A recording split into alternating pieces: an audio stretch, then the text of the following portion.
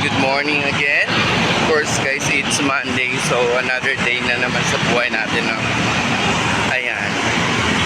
Kung napapansin nyo din naman na siguro, di kaya na puro motor na lang yung gumagalaw dito sa daanan na to.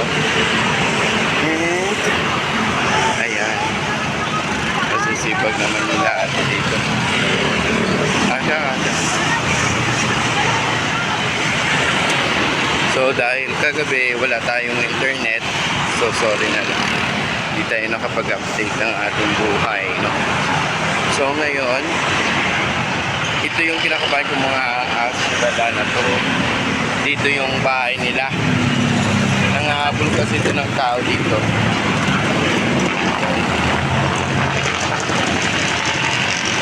In fairness, may bus na diretso dito.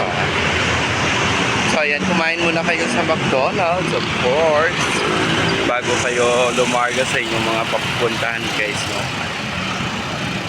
So ayan,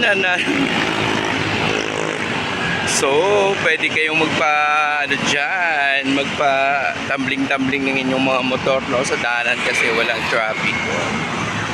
Lumaragasa lang sila, ganun lang. So kagabi malakas ang ulan, so pag uminto na naman kasi yan guys, wala na naman yan, di ba? So may nakadaan din yan. Boat lane natin is maganda ang daloy ng buhay. Oh my God. Pwede kayong magpa-contest ng inyong mga sasakyan. Rambulan kumbaga, no? Yan. Oh, di ba?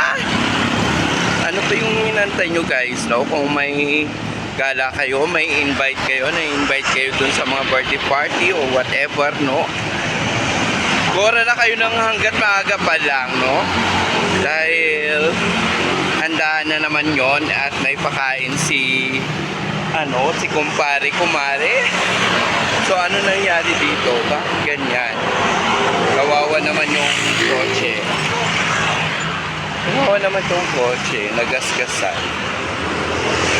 Aray, muntik pa ako na ano. Hoy, inaayos. May budget. Ang ganda pala dito. May manggang, sarap. Ang sarap ng mangga. Oh. Diba? Perfect guys yung ating kalsadaan ngayon. So, bantayin na natin guys, no? Para mababa naman itong video natin. Kasi puro na lang 2 minutes yung ating video. So, yan, babahin natin ang konti.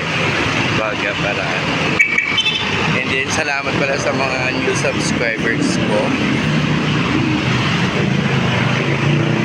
Of course, may maraming mga basura. Dahil dito. Naglalakad lang tayo guys kasi you know, para exercise na rin ko. Ang aga pa naman ako. Always early bird tayo. So, ayan. Early in the morning lagi yung ating beauty cake, no? Para maganda yung appear sa atin ng bungad pala, no? Every Monday, lahat ng oras, no? Hala, sige, naglilipatan ng mga motor. May mga bakas pa ng ulan. Alam na umulan kagabi kasi may mga tubig-tubig. So, hindi mapagkaila talaga guys. So, si Father, you know. So, ayan, medyo na